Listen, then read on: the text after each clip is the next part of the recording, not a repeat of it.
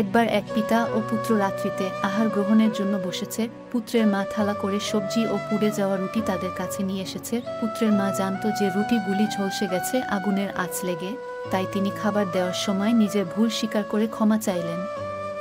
তখন পুত্রের বাবা তার পত্নীকে বললেন, তুমি ভেবো না, চিন্তা করো না, আমার ঝলসে যাওয়া শক্ত রুটি খুব খেতে ভালো লাগে।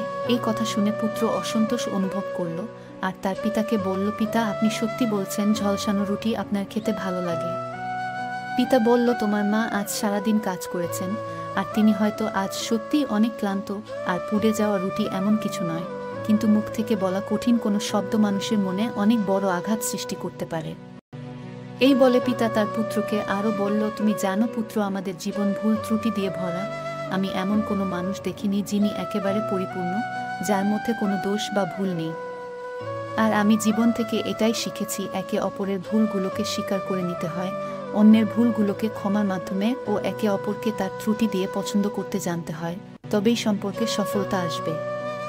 এই ঘটনা থেকে আমরা শিখতে পারি, একে অপরকে যদি ক্ষমা করতে শিখতে জানি তাহলে জীবন হবে অনেক সহজ, সরল ও আনন্দ ভরা মধুময়।